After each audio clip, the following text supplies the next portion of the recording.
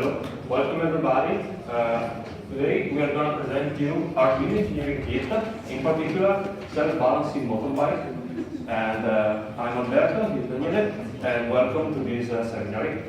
Okay, let's start from the beginning. We are the Matter Student Ambassador here in Polytechnic of Milan, and our aim, our goal here is to connect you, the student, and MathWorks. So, to do this, we have two main purposes and two goals. The first one is organize events like this one, so try to teach you and show you some interesting features inside MATLAB and some maybe projects using MATLAB and Simulink. And the other goal is to organize and keep alive Facebook groups, so a Facebook community in which we can find and we can share questions and any type of problems in order to solve it together. Okay, so moving on, this is our QR code. You can search us on Facebook. Now we are also on Instagram, and soon we are gonna create a mailing list in order to send you the different proposals and the new, let's say, upcoming events in order to keep all the people informed of the different possibilities. Okay, moving on, today's agenda will be starting from the basics of Simulink. We are moving forward inside the case study. So we are going to analyze in particular how the physical model, the behavior of our motorbike is composed, what are the equations and the different stuff. And then we are going to move forward inside the simulation. So we are going to take the, let's say, the simulation of the motorbike inside our PC and then build a control loop in order to do something that we are going to show you later. Then after this we are going to do a little break. And then we are going to switch to the hardware part. So we are going to speak about sensor acquisition and sensor and actuator. So how to control the different motors, the different things on the motorbike. And then we are going to move forward in a real test, a real model. So we are going to build together, well, we are going to show you the complete code in order to perform the simulation and the control loop on the motorbike. And also we are going to see what can be the different problems and the different aspects due to a real implementation of our code. And then last, we are going to do a little challenge as usual with you. Okay, so I think all the people are just arrived. So let's go on and start with Simulink. Simulink is a special, let's say, special program inside the MATLAB environment, and it's particular because instead of MATLAB that use written code, here we can use block diagram. So in particular, let's go deeper inside the Simulink capabilities, and we have the block diagram environment. So in order to build a code, we are going to use a specific block.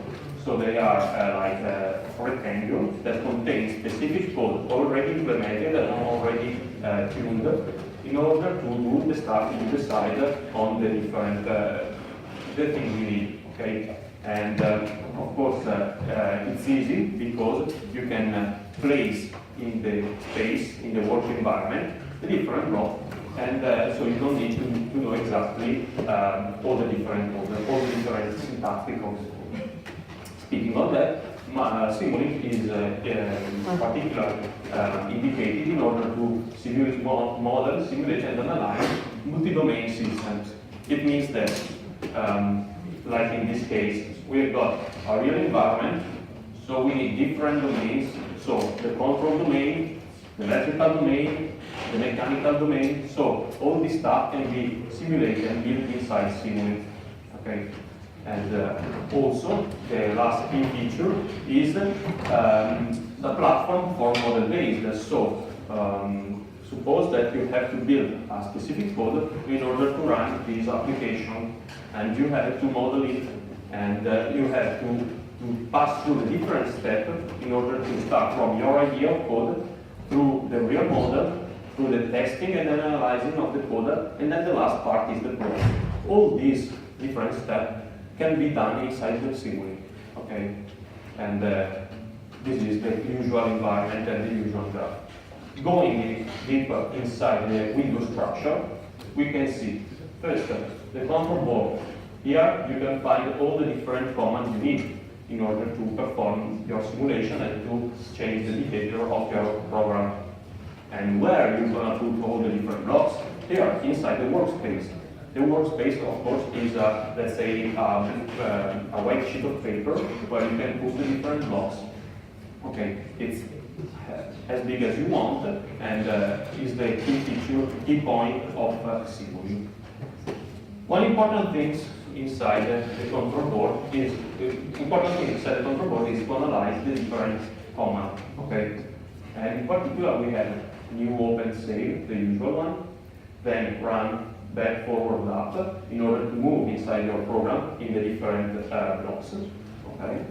Then these three, they are quite important because that they fit and they can change the parameter of your code. So we are going to analyze that, but as an introduction, if you want to tune some parameter, like I don't know how long, how is the time of your simulation, what the different parameter, the different menus you want to see, you want to modify, you can go there inside these three type of menus, and you can select it. In particular, you have here the library browser, in where you can find the different blocks. And the other two, of course, are the settings for parameter. Then the third one will be is enable faster start, stepping run option, stepping option run, step forward and stop. They are command in order to go on inside the simulation or do some type of device on your code. Then you can find this that are the simulation data inspector that is quite important in order to see which is the different data moving inside your program. So if I have a complex simulation, I need to know in different points of the simulation which is the data that are going through the different blocks. Okay. In order to do this, usually we are going to put a scope, but with this operation, you can acquire all the different data inside one single environment, one single window, and then show the different data, and maybe also compare, see the difference, and lots of stuff. And the last two are the model advisor and the build model, and these two will be analyzed later. Okay. Speaking about block selection, we are gonna. This is the usual windows once you select when you want to select some type of blocks. Okay. Here on the left, you're going to see the different families of blocks, and on the right, the different blocks inside that family. In particular, here you're going to I'm going to show you a specific block. As you can see here, Arduino is the name of the specific hardware that we are going to select. So here you select the family, and then you select the right block. Okay. One important feature that sometimes is not quite often used is the subsystem. So if you have a complex code with a lot of different blocks, you need some time to squeeze your code and to create a more easier to understand code. Okay. So what you can do, you can select the different block you want, then you can right click and select create subsystem from selection, and then you're gonna obtain this. This is a subsystem. And you may ask why you have to create a subsystem with only these two blocks.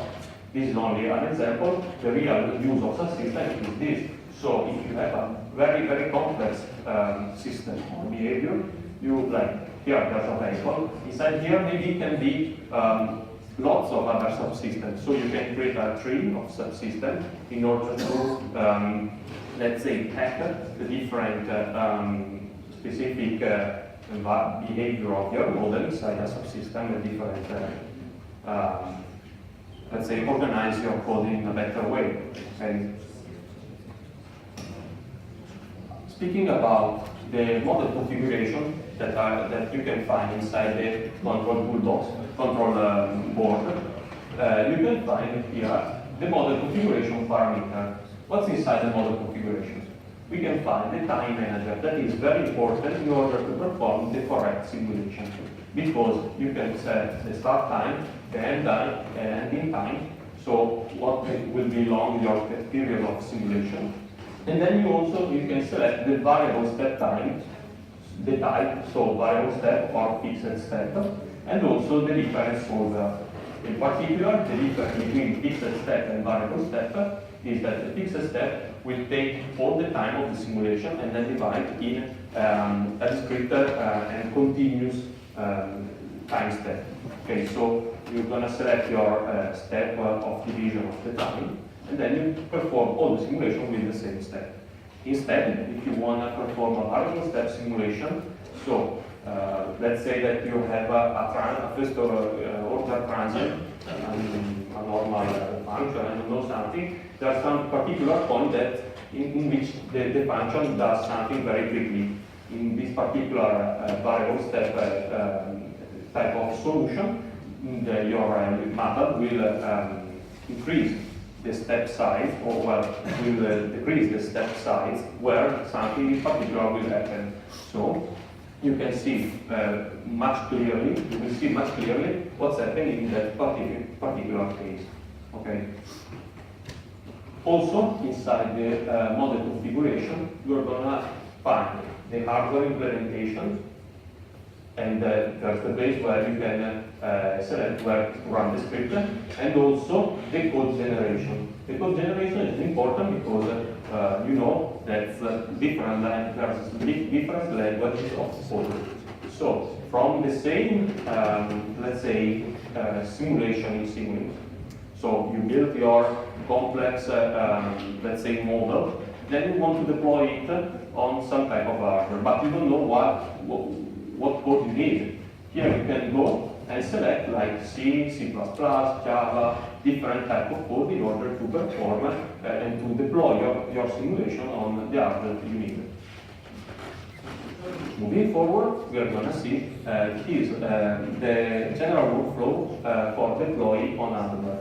You have two main categories. The first one is external, and the second one is deploying on hardware. Which is the difference? The main difference are, once you select external mode, the computer will be attached to the external hardware. So your simulation, your model, runs on the external hardware, but it needs the connection with the PC.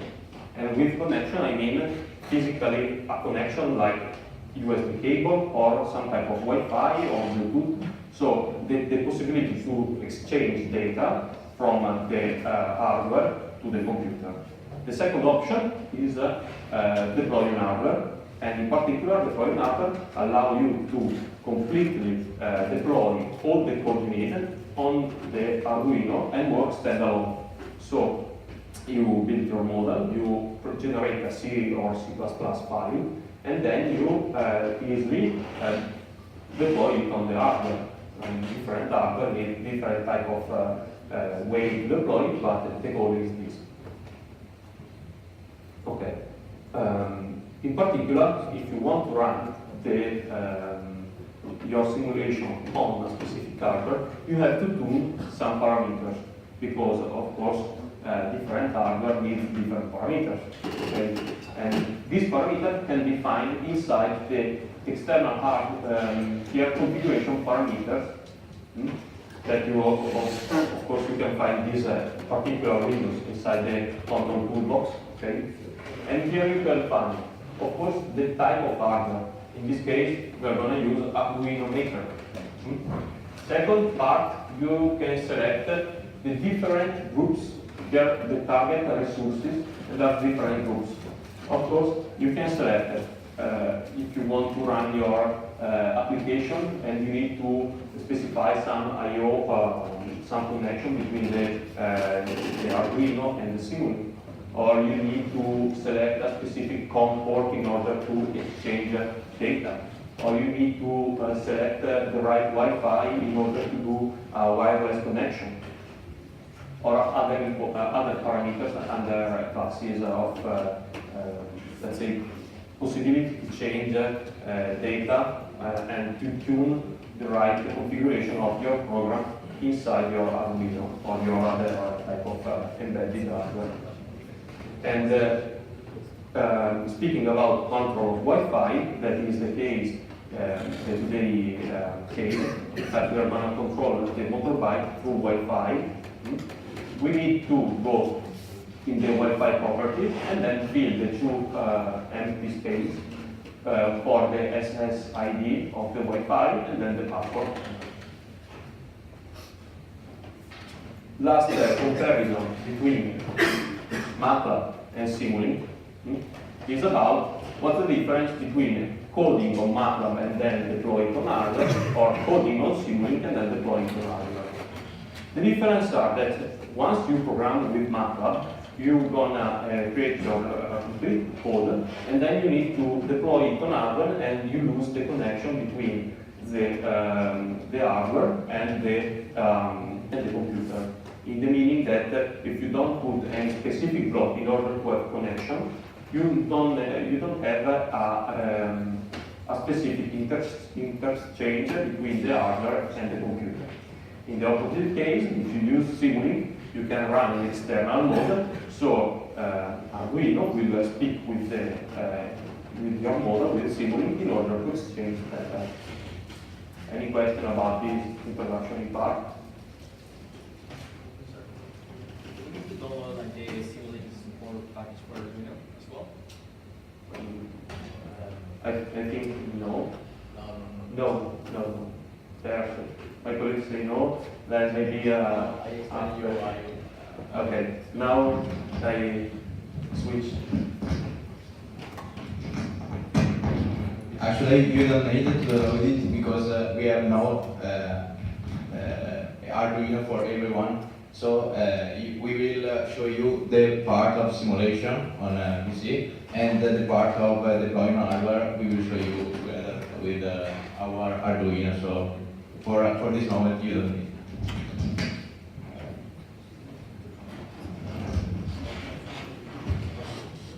Okay, so Alberto introduced you how we can use Simulink at best with potentiality, and why we are using Simulink. But we are here to see something concrete today. As you can see here, we have two motorcycles that are the real bike that we will show you in a moment. But we have to start, of course, by an introduction of what is our problem, what we want to solve, and the step that we have to go through in order to solve this problem. So let's start with case study. What we have. As always, when we define a problem, we have to understand what we have already and what we want to get at the end of our process. So we have a motorcycle model, that is this one that I already told you about. We have Arduino board. In this case, a particular case is a Maker 1000, that is the last and smaller Arduino board. It's perfect for this application because it's very small. It has Wi-Fi built in, and has a lot of board connection. And MATLAB and Simulink, of course, we are MATLAB student ambassador, so it's obvious that there is MATLAB and Simulink. What we want to do is a self-balancing motorcycle. In particular, I want you to understand the three different steps that we will go through. First of all, steady self-balancing. I mean, the bike should stay in the position steady, without falling, without any moment. Okay? This is the first step, and we will show you how to tune the feed and how to implement it in the hardware. The last two steps are evolution of the first one, so balancing straight motion. We have also a motor linked to the rear wheel that give us the possibility to go straight with the bike, and also balancing while steering. So we have a servo steer here, and we can steer and try to balance the motorbike while we are steering. So we will show you all this steps. But the first one is the most important for today. Okay. Here we have a little video on what I mean. So this is steady self-balancing. It's difficult to see, but the inertia wheel that I explained you after the functionality is balancing the motorbike. As you can see, this is taken from the video that maybe some of you already seen. It's steady in position. Here we have the steady, the rectilinear self-balancing, so it moves, okay? And the last one, as you can see in a moment, okay, this one is the curved self-balancing, okay? Maybe some of you can think that this wheel that can seem like flat should help us to keep the motorbike in stability, but actually you will see in a moment that it's not so difficult to keep its stability. So it's impossible without the aid of a control system, okay? So let's start. The problem is very easy. This is a beautiful Bugatti Panigale. I hope that many of you love this model as me, okay? This is the perfect aligned vertical of the motorbike. So we have a center of gravity that I put here, but I don't know actually where is it in the reality, but I hope here we have the point of contact, so where our motorbike rotates, the center of the rotation, the distance between these 2 points, that is fundamental, if you want to explain you why. The gravity force, of course, acts on the center of mass of the motorbike, okay? It's, I think maybe most of you have attended a basic mechanic course. And as you can see, in this position, ideally, we have no torque created by this force, because the product between the weight and the connection between O and G is parallel. So we have no torque applied on the motorbike. In the ideal case, if we can put our motorbike without any external torque in the vertical line position, the motorbike will stay in the vertical line without falling. But of course it's impossible, because also a very little angular moment should take the motorbike to a unstable position, as I show you in a moment. As you can see here, we have the same motorbike, but with a theta that is a lean angle. It should be very small, but the effect is the same. In fact, as you can see here, the torque now is proportional to the sine of theta.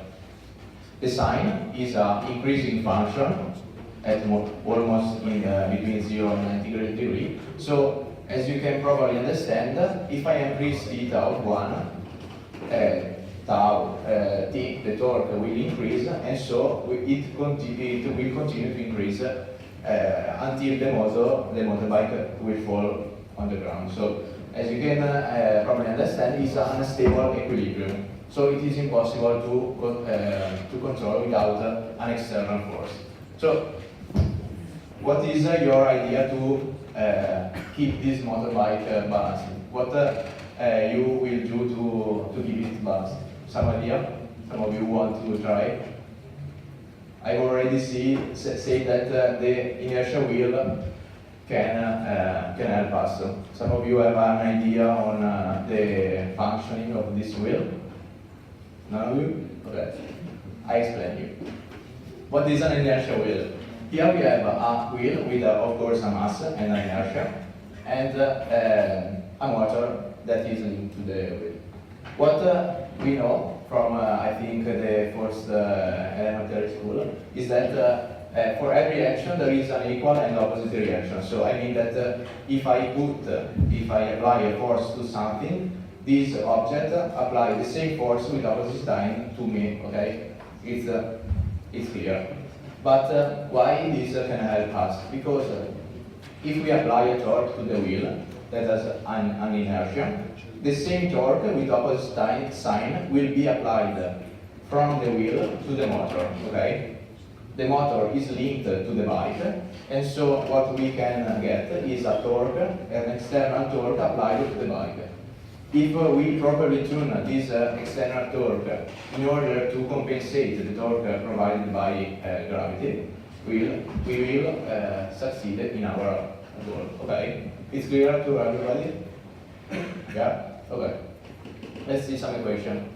Here we have tau I2 is the torque of the inertial wheel. So as you can see, of course, is the inertia multiplied by its acceleration. Okay. The same for tau motor. Tau motor is minus tau wheel. So the torque applied to the motor is the equal but opposite to the torque applied by the wheel. So since tau motor is equal to tau bike because they are linked, there is a rigid link between them, we can state that we can apply a torque on the bike to this moment. Okay. Our motor speed, our motor acceleration is our control variable. For those of you that attended an automatic basic about automatic course, you know that to control a system it's fundamental to understand what is our control variable and the control one. So in our case, the control one is the angular position. The control variable is the voltage, the current that we apply to the motor. Okay. So on the real motorbike, this is the inertial wheel, this one. Okay. You will see in a moment how it works. The motor is inside. You can see it, but it is inside here. Okay. Here we have the battery, the control board that Albert will explain you after how it works in the case. And now, I'm sorry, but we have to make some physical analysis because I want to show you how you can solve this problem. Okay. This, as you can see here, I wrote first way equation because we will see two different ways. Okay. The first way that we can go through in order to solve a problem like this is a mechanical analysis.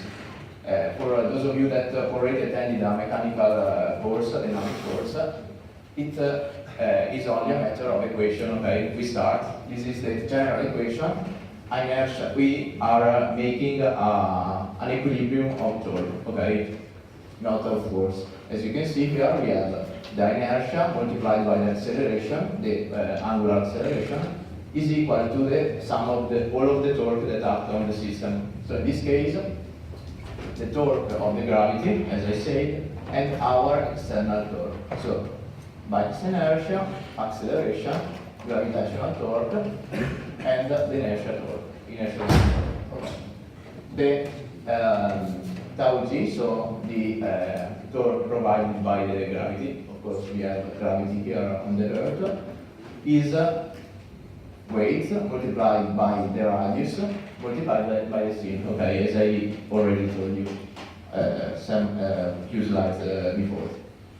Here we have the other equation, the one of the previous slide. The tau of the wheel is equal with opposite sign of the tau of the motor. Okay. Now we have all of the equation. This is the final equation that describes the moment of our system as far of the angular moment. Of course, we are describing all of the moment that this bike can have. This is the final equation. As you can see here, we have make a linearization. I think that maybe some of you already know about it. Of course, this is not a linear equation. It's difficult to solve if we can't apply our methods. So what we can do is linearize this equation around the equilibrium position. That of course, the equilibrium position is the vertical one. Okay, this is the equation. If you use this equation, you can solve this problem. Tau motor is your choice. Okay, it's very easy, and you can balance the other force changing properly tau motor. Okay, this is the first way. The second way is way more fancy, I think. It is more different from the normal approach. Is using a simulator. Okay, If I have a proper environment where I can simulate my behavior, I can actually put some input, like in this case the torque of the motor, and see, thanks to the simulator, what is the behavior of my system. In this case, we will use multi-body simulation, so SimScape multi-body. SimScape multi-body is the simulation environment of motors and simulating. So the general procedure to give you some hints is very easy. We import the bodies, so we need the CAD file of all of the bodies that constitute our system, with their inertia and their mass, of course, because we have to simulate all of the components of this system. We link them, so in this case, in the case of the motorbike, as I will show you, there is of course a link between wheels, for example. We have to define all of the link between different components, okay? Once we have done it, we can decide an input, okay? In this case, for example, a torque on the first wheel, and we will define after that an output. So we place a virtual sensor, okay? Some virtual sensing, and after that we put it into a system where we give an input and the system will give us an output. So if in the previous case I have to compute all of the equation, I have of course to have some basis of mechanical analysis and so on. In this case, I only need the CAD file. Of course, maybe it's not so easy to have it, but if you have an idea, you can draw your CAD file, your model, and after that, the simulation will provide you all of the results. But let's see what are the differences. Of course, it's not equal to use one or the other method. Of course, with SimScape, you don't need to know nothing about mechanical analysis, because in case you don't need to compute equation and so on. It's modular and scalable. So, for example, suppose I have this system, I want to control putting a torque on the rear wheel, okay, and see how it behaves, okay. But after 1 month, my boss says, now I want to place the motor on the front wheel, okay. In the case of equation, I have to recompute all of the equation because my system completely changed. In that case, with SimScape, with a simulation environment, I can easily change the input. I put the input on the front wheel, and the system is already done, okay? And of course, I have a visual simulation, so I can see effectively how my system behaves in a simulated environment. I will show you in a moment. Of course, the equations are used because they are way more light. Of course, if I have a complex system and maybe an hardware that is not so performant, I can use a simulation of 3D bodies that change, because I need an engine that provides me a physical equation and so on. It's difficult. And it's easy of computation, so I can compute and compute the equation only for my purpose. So I have a complex system. I choose only the equation that interests me more, because I want to control only a part of this system, and I simplify a lot all of the computation, okay? It's easy. Now, let's do it together. So I will show you how to tune up speed, in this case RB, with the Simulink. So for those of you that want to follow me, open Simulink, that will take a moment, and we start.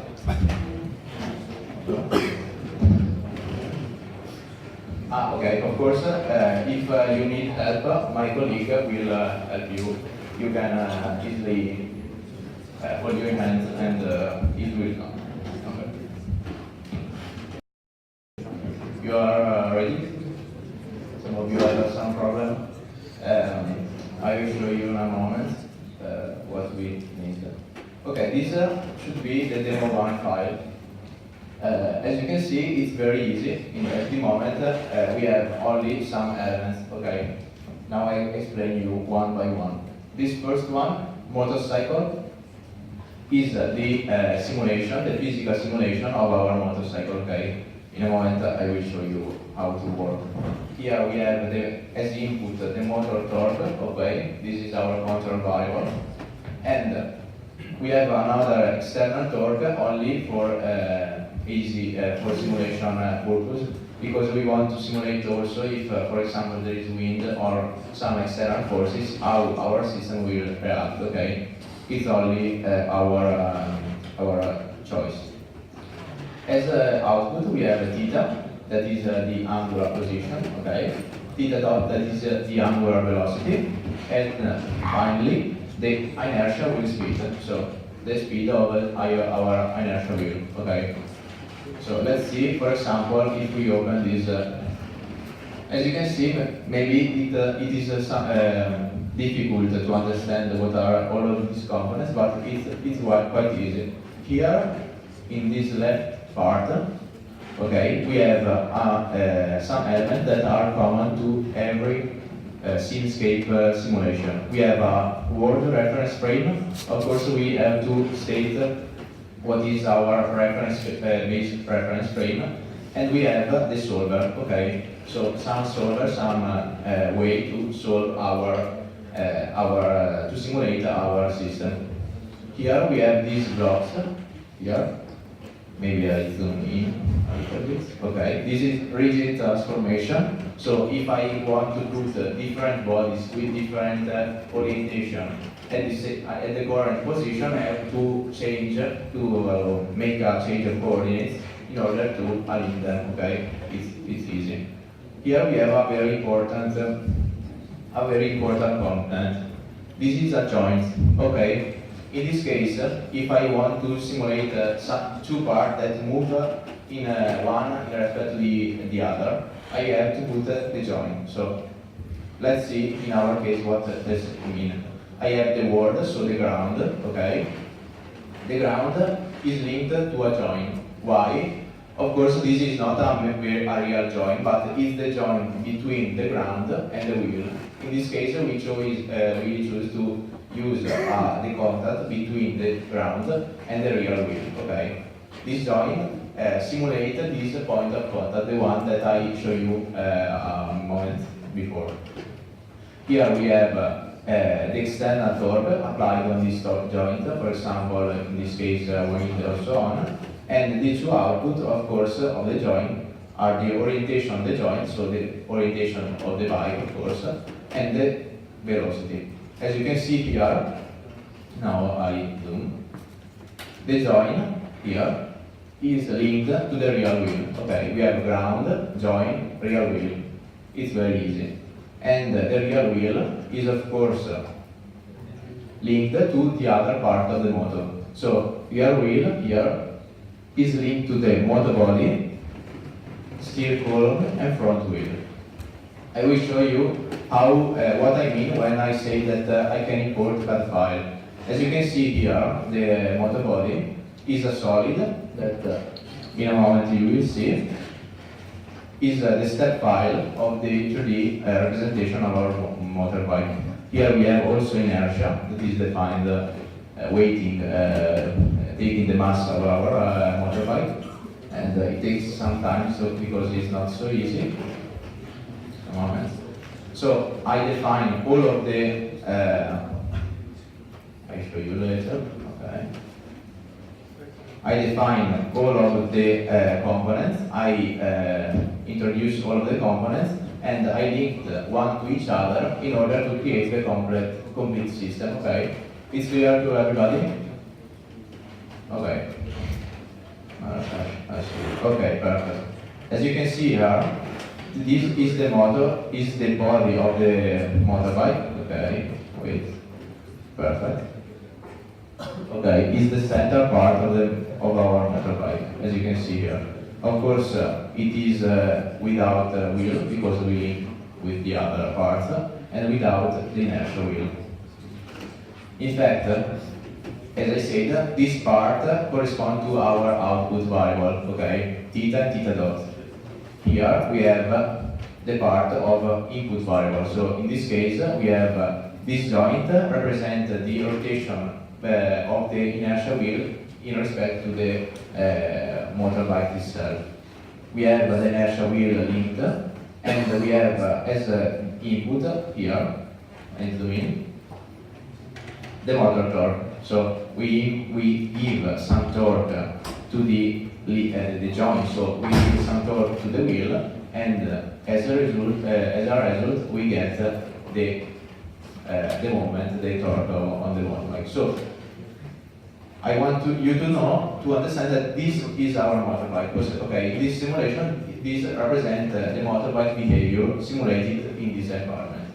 Okay, perfect. So, of course, we can simulate it. For example, with a zero motor torque, we have to define in MATLAB system some variable that define the starting position of our motorbike. So, for example, theta 0 equal to 0 to 1. So 1 degree, and theta dot 0 equal to 0. So we start without velocity. Okay, we simulate it and we see how it behaves. It takes some time.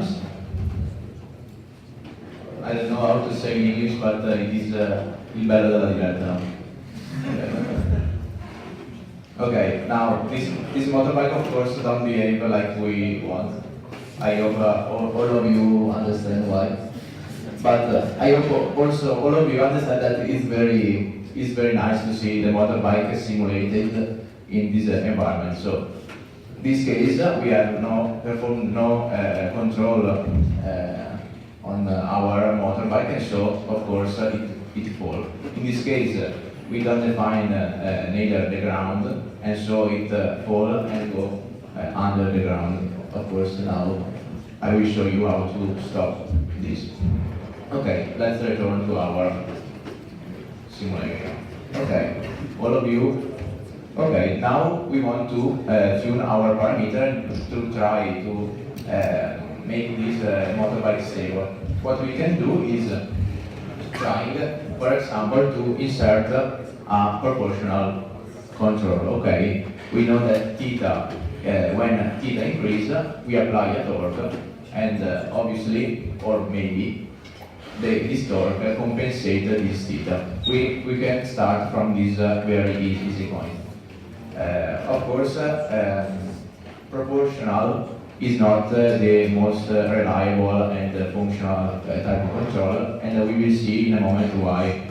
So, what is proportional is simply a gain. So you can insert a gain.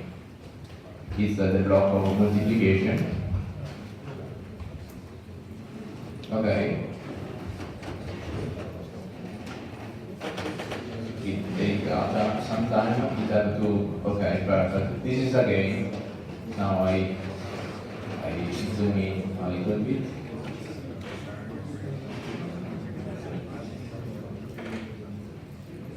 Okay, this block is a gain.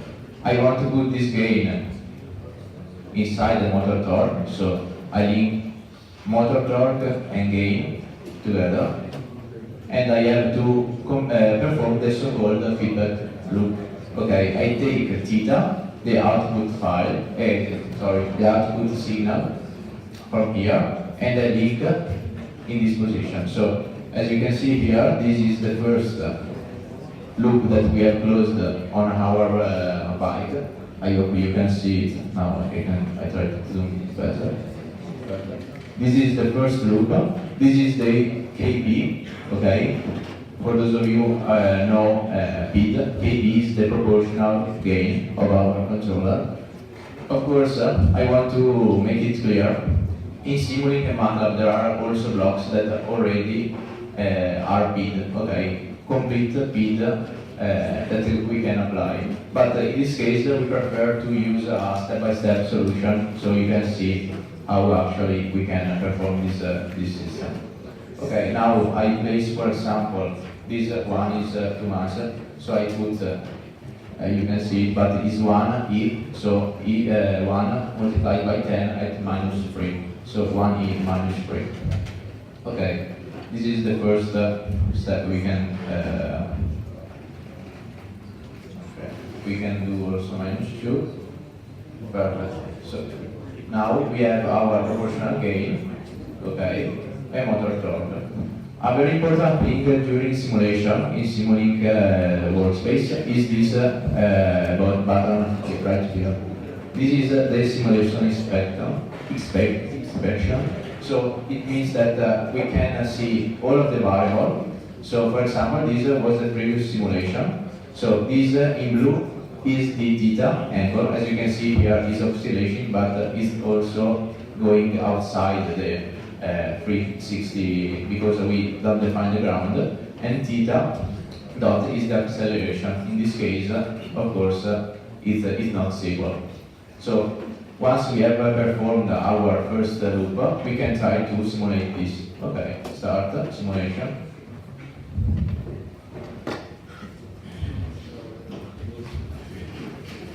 You wait some times.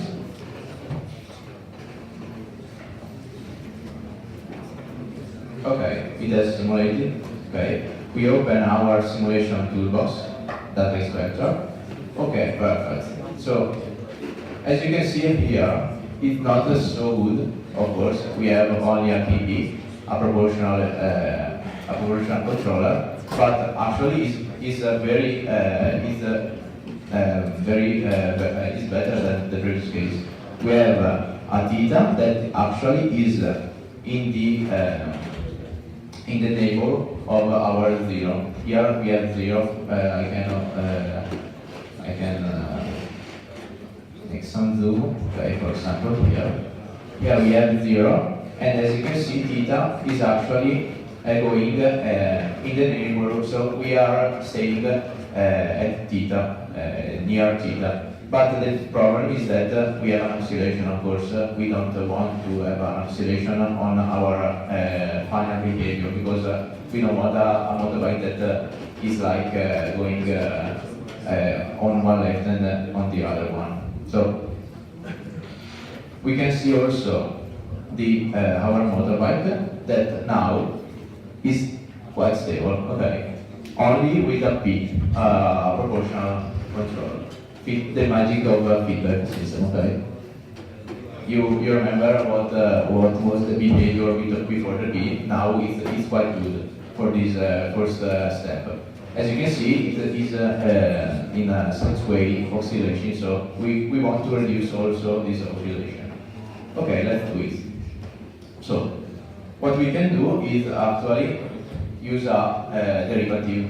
Okay. Is a derivative part. So we introduce not only the proportional part but also the derivative. We want to keep lower also the not only the theta but also its acceleration, of course, its velocity. Okay, so what we can do is use again. I can wait. Hang on.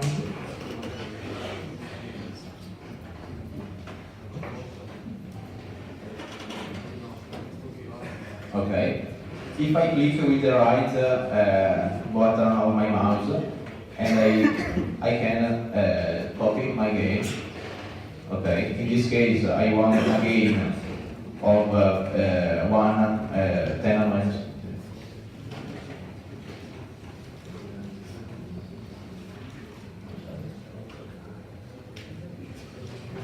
Okay, some of you have a problem adding the subfolder here. You can click, okay, add to path, current folder, or add the.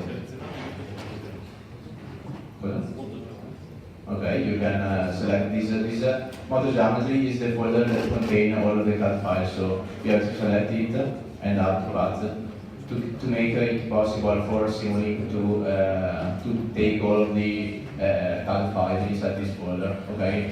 Sorry, I don't say it before.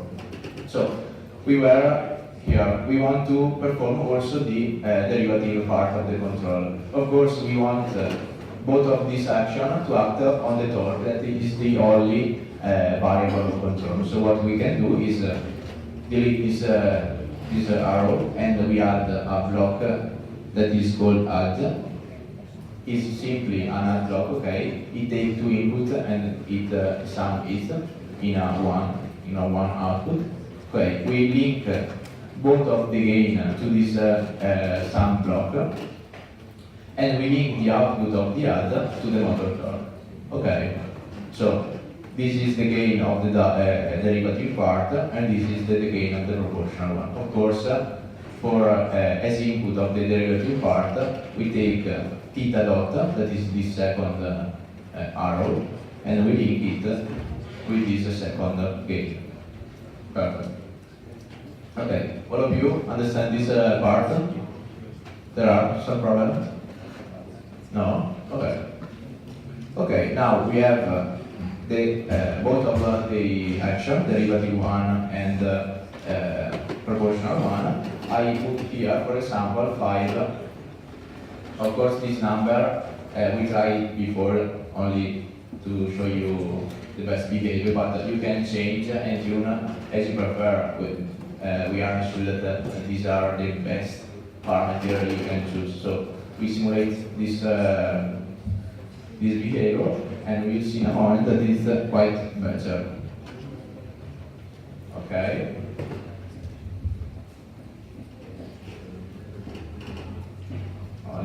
Okay, perfect. We open our expector.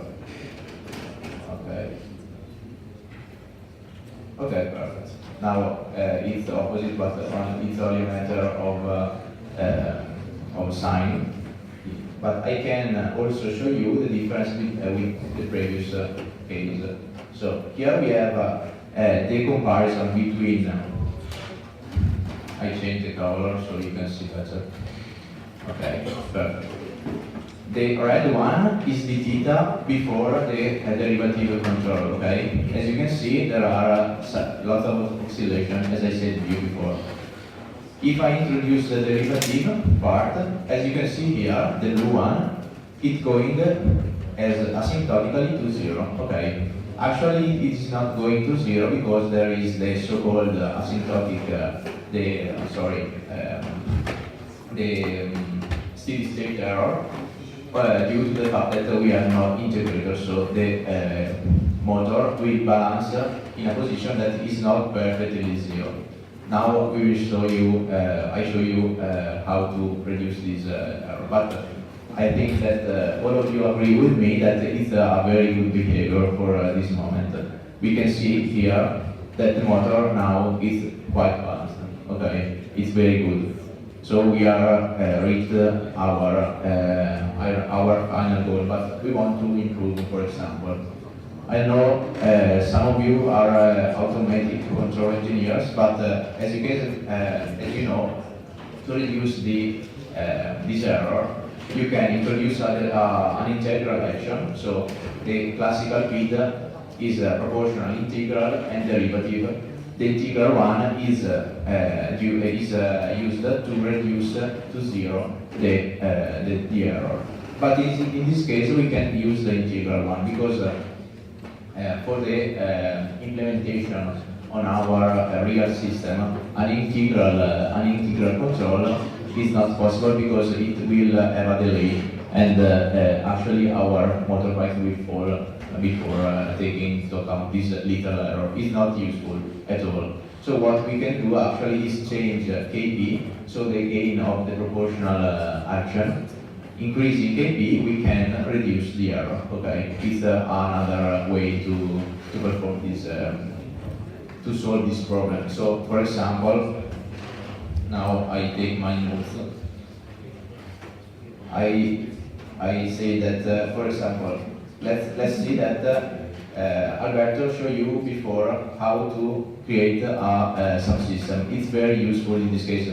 As you can see, I introduced only 2 blocks, but it's very complicated. So I select all of the blocks that I want to insert in a subblock.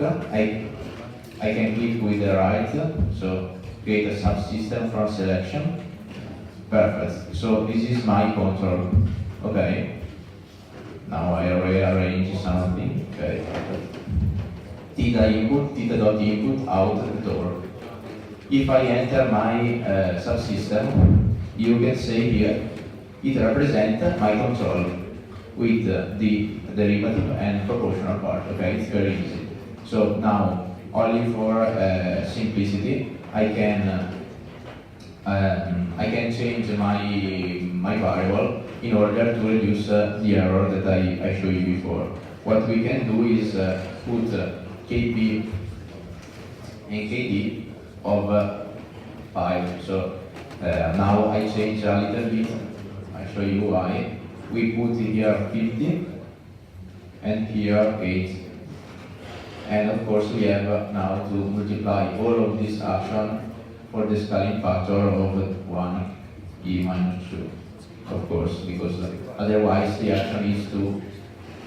So I easily changed my gain in order to make it simple to tune this parameter. So the main objective of a control engineering, like I am, for example, is to tune these two parameters at the best we can, okay, to reach the best work performance possible.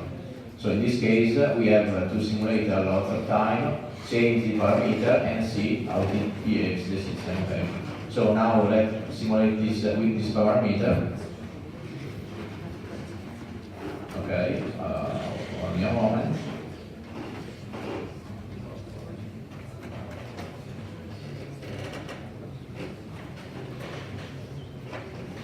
Okay, perfect. I open my data inspector. Okay, perfect.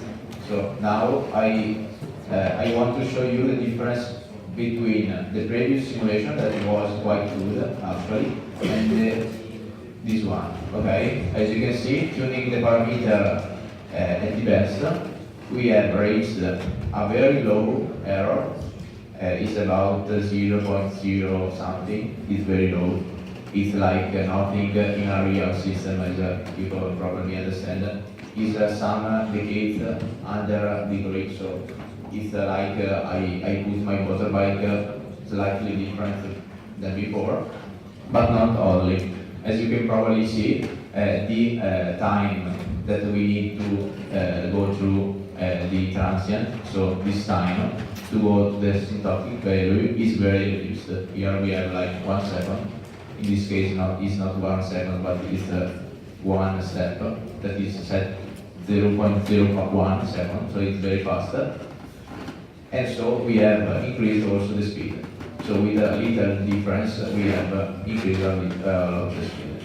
So as last step for this simulation, I want to show you another thing. So, for example, let's suppose we have an actuator, as we have a motor that isn't able to give the torque that we need every time. So, suppose that the system is saying to us, okay, the motor needs to give a torque of 50 Newton meter in 1 millisecond. Of course, it's impossible for a DC motor like this.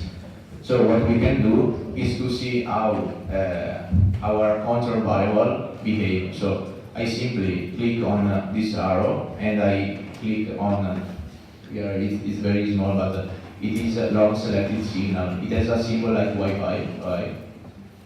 Same for the other variable, log selected signal. And now if I compute my simulation, I can see not only the effect, but also the control variable, and so I can see if my actuator is enough performance to actually realize my system, because at the end what we want is a real system, it's not something ideal, okay?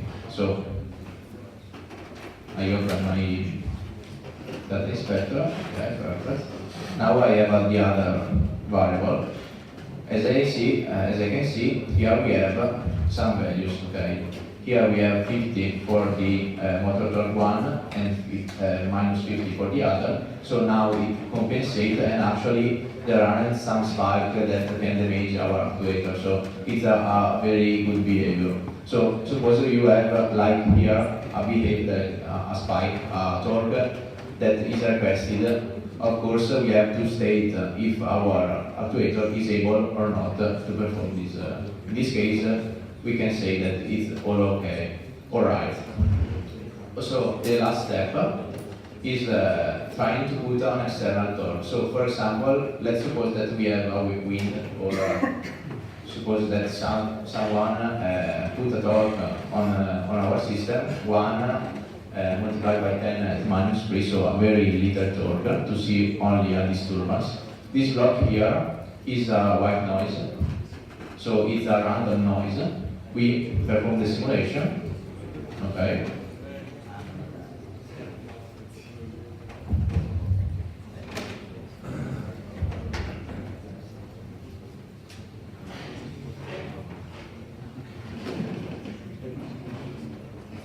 Okay. I open this better.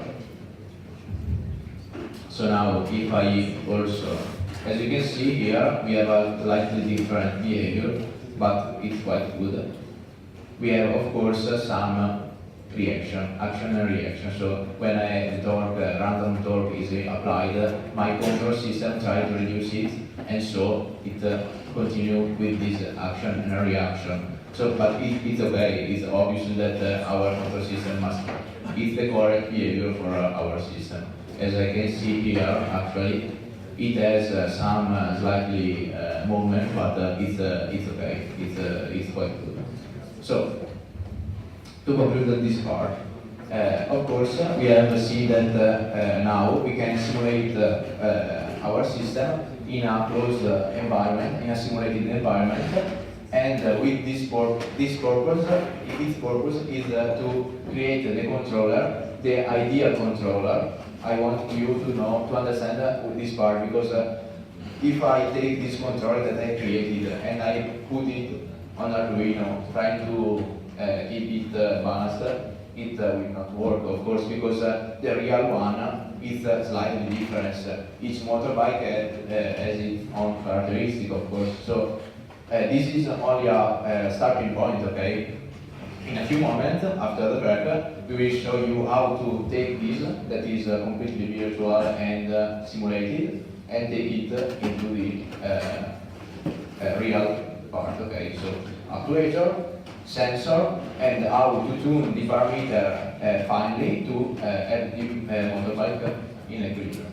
So 5 minutes break, and we will continue. If you have some question, of course, come here and we will explain. Okay, here we are in the second part of this presentation. Let's start from the hardware. So we can now go deep inside the different parts and the different objects inside the motorbike. Okay, the different sensors, the actuators, and so on and so forth. So, okay. Today we are going to show you this presentation is about the Arduino engineering kit, that is this one. Inside the Arduino you can find the different keys in order to do this project, and also these two other projects. The first one is a drawing robot, yeah, and the second one is a rover, and the third, of course, is a little bike. Now, there's a little video showing you how to build this motorbike, and this how we build this phone. And then we can go forth and see the different parts. So here there's the different pieces. It's quite a long, takes quite a long time.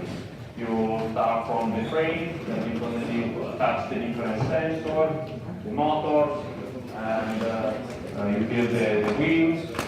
You put the different cable and connection. Then at the end, you get a complete motorbike.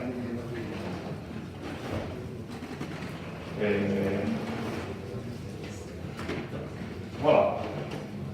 Easy.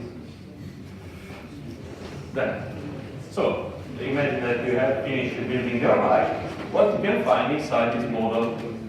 You can find here at the bottom the Arduino MKR 1000. That is the key of our model, so the brain. Then, on the bottom, you find the NKR motor carrier. That is a specific board in order to connect the different sensors and different motors. Then, up, you find the iron shield. that provide information about the acceleration and the gyroscope. You can find also the motor plus the encoder that connect with the belt to the vector wheel. You can go forward and backward. Then you find the inertial wheel, that is the key for the balancing of this motorbike. So with the inertial wheel, there's attached the motor and the inertial wheel itself. Then there's a servo motor, that is a specific motor in order to control exactly the steering. Okay. And then there's also an ultrasonic sensor that for the presentation of today is not needed, but for future application maybe it can be useful. And last but not least, the lithium battery, that is the one that provides power of all the components. Okay. Now, these different components are all attached to Arduino. Arduino is the key of today's model because it can provide a low-cost microcontroller, so you can take it from the official site for not a lot of money, and then you can use it's a control board that is widely used in a control application, so you can find lots of information, lots of tutorials, and also it's quite powerful, so you can run a quite complex model on it. And usually with Arduino comes the Arduino IDE software, this one. But of course today we are with Matter, so we show you the simulated approach. The difference is that if you use Arduino IDE, you need to write the code with all the syntactic error and lots of problem related. And while if you use a Simulink, you get a more intuitive way to program. Okay. Speaking about Arduino NPR1000, we can find the USB connection here on the top, then analog pin out and digital pin out. So you can control by analog waves or get analog data. And also you can output or input digital data, so 1, 0, 1, 0, 1, 0. And the last one is that this particular model has also a Wi-Fi module, so you can connect your Arduino to the computer using a Wi-Fi network. In particular, this Arduino, this is a little bit of specification, use a 48 megahertz clock speed controller, so let's say it's quite fast. And the important thing that you get quite lots of performance in a tiny little case, in a tiny little, let's say, piece of system. And here the animation, so it's very, very small and fits here inside at the bottom of your motorbike. Then, attached with to the Arduino, there's the motor carrier. The motor carrier is a specific board in order to connect the traction motor, so that one with the that provide the moving of the motor, and the second one that is the inertial wheel. So you can connect two motors, and it's quite important because, as you probably know, DC motor needs regulation in order to perform the right speed. So you need like this type of control board in order to tune these parameters. Also, you can connect with this board the servo motor, that is the one that is capable of steering, and also the powering. So you connect the battery inside this board that will provide the power to all the upward boards, like the Arduino and so on, and also the motor. And last, of course, the main switch in order to switch off if something starts running. So, as I said, one important motor inside this model is the motor that is attached by the belt to the rear wheel. This motor is quite, the motor itself is a DC motor, so it's a continuous current motor. but has attached to it this particular stuff that is so-called encoder. What the encoder does is take the signal, the magnets, the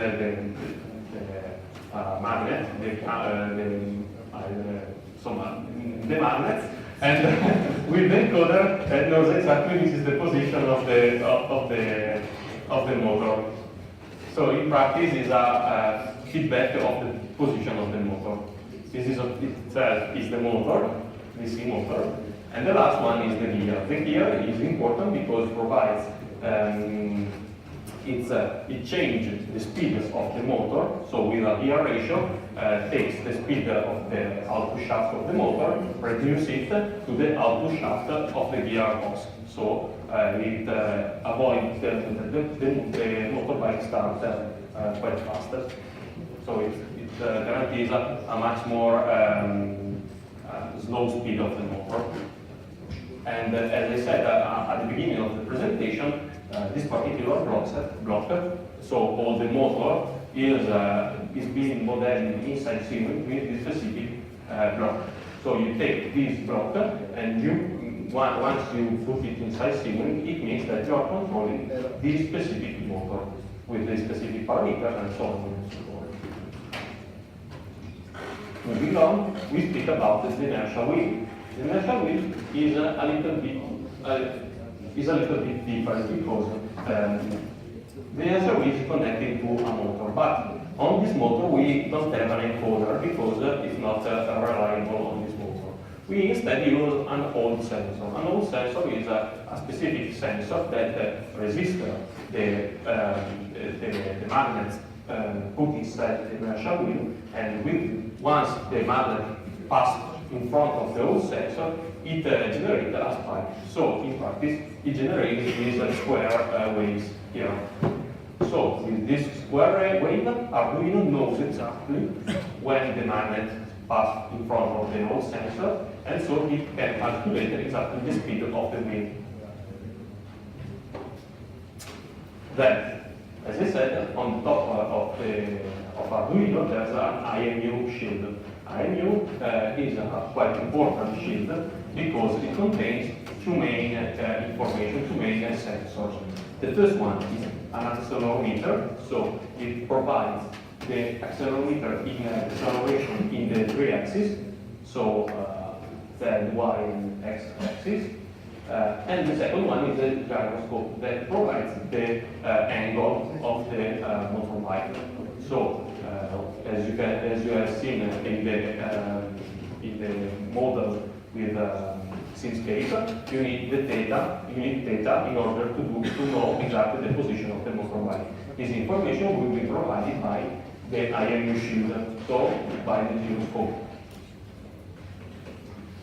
Then the last key part on our motorbike is the battery. Of course, it provides energy to all the different parts, and it's a LiPo battery, and it's composed by a power connector, Dutch laser connection, and in order to calculate exactly which is the power that can provide this battery, we need a sample load, voltage, power, multiplied by capacity, and another important parameter is the peak current. The peak current is important because once you want to start spinning a motor, you need to provide a quite important current, and this current can be saturated or limited by the peak current that the battery can provide. So if you want to be sure that your model will run quite smoothly and without problem, you need to do some calculation, easy calculation, in order to know the max current that your motor can require and the max current that your battery can provide. So if they match, then all your model will work quite fine. And of course, we have the exact block of the battery also inside Simulink, and this will provide us the voltage of the battery. So, if you have any question about this part about sensor and actuator, feel free to ask. If not, we can move forward and see in deep all the model of the real motorbike with Simulink.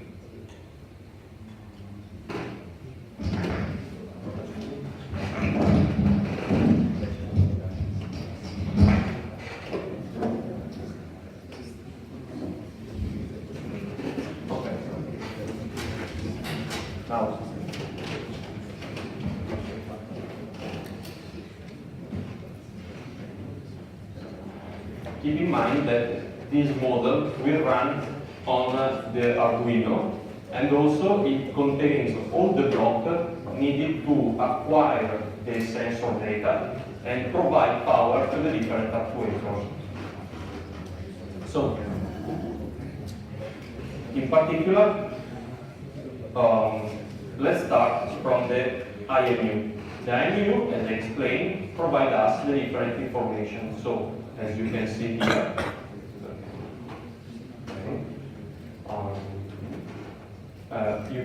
the IMU provides theta dot, IMU calibrated, and IMU status. The last two are information about if the IMU is working fine or not, and the other two is about the angle of the motorbike. Then we switch to the second part, that is we left the controls for the last one. Okay, so the second part is about the servo motor. Servo motor is the motor that provides the steering, and you know that the steering has a specific angle, so we start from 0, we turn right, we put a positive angle, and if we want to turn left, we put another negative angle. But this angle has to be bounded into a specific range. Of course, and in order to apply this bound, we put a saturation block. So we fix that the steering wheel can go up to over like 30 degrees, and in order to do this, we put the saturation. Moving forward, we go to the rear wheel control, and the rear wheel control is quite complex and interesting. So we provide a torque command. So we say we want to go forward, we put a positive torque, okay, and we get the real wheel speed. So we know we get outside of this block the information about the specific speed of the rear wheel. So going inside this specific block, we found some interesting part. Here in the up part, we take the information about the control, the torque command, and we provide it to the motor easily. In the second part here, we find out a quite complex structure. We get the information to the encoder. Okay, so we need the encoder provide us a position.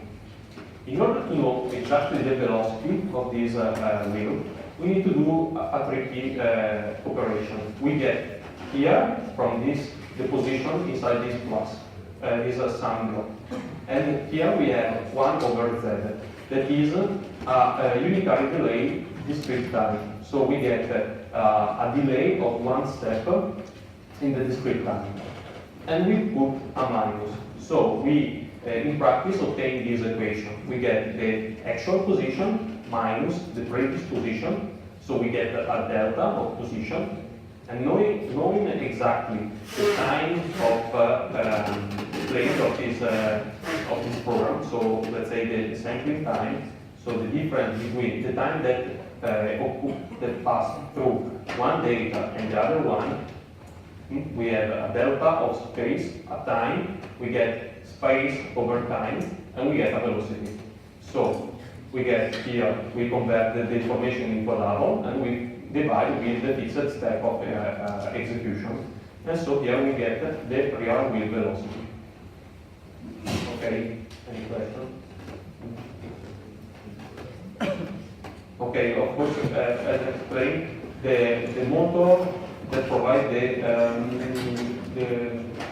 the moving, so the rear wheel motor provides an encoder. The encoder provides the exact position of the motor. So it has like 14 bits of resolution, so it provides like a 1 cent of angle, so it's quite precision, quite fine measurement. Okay. Then, after this part of rear wheel control, about the inertial wheel, okay. you don't get this file because it's not quite important because, well, it's important if you have all the hardware. In this case, you cannot play this file on any, let's say, if you haven't got this, you have the simulation. Okay, and if you have, but if you have any question at the end of my explanation, you can feel free to ask and try to explain. Or if you are particularly interested about this code, we can provide you with USB or anything. Now, we are inside the part referred to the inertial wheel. The inertial wheel has the particularity of have the whole sensor instead of the encoder. So, MATLAB provides you this particular block called tachymeter that provides the speed of the inertial wheel. So once you take this speed here, you go inside the specific block that is quite specific for this application and synchronize the time of the inertial wheel and of the model. Okay, if you get like if you have different sampling time and you need to adapt the different data with different sampling time, you use this model, this block, specific block that does it for you. And then after the block you get the inertial wheel speed. And then up here you can find instead the torque command, and as before you provide it to the motor in order to spin the wheel. Okay. So last but not least, here we have the control. Now it's quite complex, but the important thing is not so so complex. Okay, starting from the top, we can find it. Here is your controller. In fact, you get theta and theta dot, here, 1 and 2. You put it inside your game, so you are in practice building your TD controller. And then you add the two information, get another game, put a saturation. The saturation is important because if you have, if you deal with a real part, with real motor, you cannot put an infinite control action. So in some cases, like with the motor, you get to a top of torque or top of power.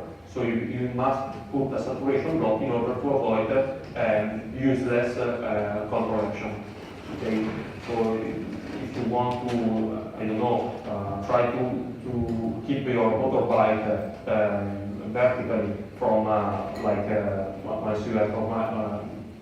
once you have finished your fall on the ground, you cannot do it because you don't have an actuator power enough in order to put again on vertical your motorbike. So this is important because you put a saturation on the power of your output. Then here you have a multiplying operation and then a torque command that will be provided to the inertial wheels. Here instead on the bottom you can find different type of control, and they are only about the checking if all the parameters inside the motorbike are correct or not. I mean, this is an inertial speed wheel. So if the inertial speed wheel goes up to a certain value, it means that it does not respond correctly to the control.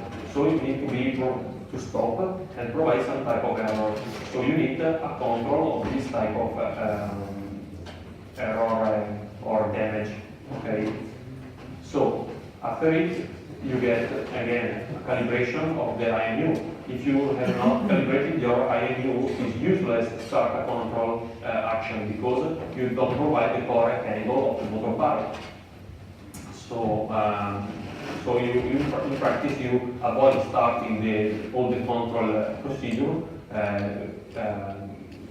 since you correct this parameter. Then the last one is battery ready, because if you have lose power of the battery, you have battery out of charge. Is useless to start the control and start all the motor because you won't provide sufficient current or power to your motors.